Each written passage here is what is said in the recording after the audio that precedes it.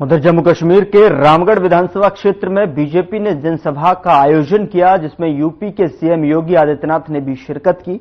इस मौके पर सीएम योगी ने जनसभा को संबोधित किया। क्या कुछ कहा, आपको सुनाते हैं। 45 में देश आजाद हुआ। लंबे समय तक देश के अंदर कांग्रेस ने शासन किया, लेकिन कांग्रेस ने अयोध्या की समस्या का समाधान नहीं होने दिया। आप सबने, भारतवासियों ने मोदी जी पर विश्वास किया और मोदी जी के नेतृत्व में देश के अंदर सरकार बनने, उत्तर प्रदेश में भी भारतीय जनता पार्टी की सरकार आने के तुरंत बाद 500 वर्षों की समस्या ऐसे समाधान हुई जैसे कि वो समस्या ही नहीं थी। आज तो अयोध्या में 5 सदी के बाद फिर से अयोध्या में रामलला विराजमान हो चुके हैं, भव्य राम मंदिर का निर्माण हो चुका है। बहनों और भाइयों, कांग्रेस का नाम ही समस्या है और भारतीय जनता पार्टी का समाधान है। जो समस्या है उसके लिए बहाना चाहिए। कांग्रेस हमेशा बहाना बना करके देश की जनता को बेवकूफ बनाती रही है और यही कारण है देश में आतंकवाद की समस्या हो, उग्रवाद की समस्या हो, नक्सलवाद की समस्या हो, जातिवाद की समस्या हो, क्षेत्रवाद की हो, भाषावाद की हो, ये जितना भी विभाजन की बीज है, ये सभी विष बेल को बोने का कार्य, उसको पलवित और पोषित करने का कार्य कांग्रेस ने देश के अंदर आजाद भारत में किया। हिंदुओं को कमजोर करने का पाप किया और इनके पाप का परिणाम है ये आतंकवाद। कांग्रेस की सरकार जब केंद्र में थी और जम्मू कश्मीर में उसके साथ सहयोगी दलों की सरकारें चल रही थी, तब पत्थरबाजी की घटना होती थी। धड़ल्ले से यहां पर किस तरह की घटनाएं होती थी, किसी से छुपा हुआ नहीं है। लेकिन आपने देखा होगा पिछले कई वर्षों से मोदी जी के आने के बाद गृह मंत्री के रूप में माननीय अमित शाह जी के आने के बाद आतंकवाद अंतिम श्वास गिन रहा है और पत्थरबाज पूरी तरह गायब हो गए हैं। बहनों भाइयों, ये परिवर्तन है, समाधान है। जिस जम्मू कश्मीर के लिए 1953 में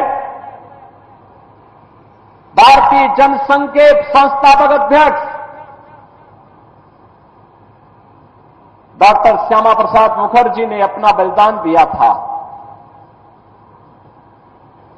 जिस जम्मू कश्मीर के अंदर उन्होंने एक नारा दिया था पूरे देशवासियों के लिए, वह नारा था, एक देश में 2 प्रधान 2 विधान 2 निशान नहीं चलेंगे, नहीं चलेंगे। भारतीय जनता पार्टी का एक एक कार्यकर्ता भारत माता का हर सच्चा सपूत इसके लिए लड़ता रहा, कार्य करता रहा। डॉक्टर श्यामा प्रसाद मुखर्जी के उस सपने को साकार करने का कार्य किसी ने किया है तो प्रधानमंत्री मोदी जी ने किया। 370 सदैव के लिए समाप्त कर दिया, 35 डेज सदैव के लिए समाप्त कर दिया। आतंकवाद की नर्सरी समाप्त हो गई। अन्यथा ये कांग्रेस हो या पीडीपी या फिर नेशनल कॉन्फ्रेंस, ये सभी तो जम्मू कश्मीर को आतंकवाद का एक वेयर हाउस बना चुके थे और वेयर हाउस से यहां का नौजवान, जिसकी ऊर्जा यहां के विकास में लगनी चाहिए थी, जिसकी प्रतिभा का लाभ देशवासियों को मिलना चाहिए था, उस पूरे जम्मू कश्मीर को इन्होंने अपने राजनीतिक स्वार्थ के लिए तबाह करके रख दिया था। बहनों और भाइयों, क्या नहीं था हमारे जम्मू कश्मीर के पास? क्या नहीं था हमारे पास? मैं आप सबसे कहना चाहता हूं, क्या जम्मू कश्मीर के अंदर हम जब बात करते हैं तो सचमुच मुझे उन महान विभूतियों की याद आती है। महाराजा हरि सिंह, जिन्होंने पहचान दिलाई थी। महाराजा हरि सिंह का शासन केवल यहीं तक नहीं था। और याद करिए, भारतीय जनता पार्टी की सरकार जम्मू कश्मीर में आते ही महाराजा हरि सिंह का कश्मीर फिर से आपके सामने होगा। काबुल तक का शासन महाराजा हरि सिंह के पास था। तिब्बत में डोगरा सेना रहा करती थी। कौन नहीं जानता है पंडित प्रेमनाथ टोपा जी के प्रति किसके मन में सम्मान का भाव न हो। और जब तबालई यहां घुस करके आंसू को फैलाना चाहते थे, तब ब्रिगेडियर हरि सिंह ने, तब ब्रिगेडियर राजेंद्र सिंह जी ने last man and last bullet का नारा भारत की रक्षा के लिए अपने आप को बलिदान किया था। इतनी महान परंपरा, इतनी महान परंपरा जिसने अपने परिश्रम से, अपने पुरुषार्थ से जम्मू कश्मीर को धरती का स्वर्ग बनाया था, जिन्होंने अपने बलिदान से, अपने लहू से सींच करके इस धरती का स्वर्ग जम्मू कश्मीर को बनाया था, आज उसे मजहबी उन्माद का जो एक कोर है उसमें बदलने का पाप ये कांग्रेस, ये पीडीपी और नेशनल कॉन्फ्रेंस ने ही किया है।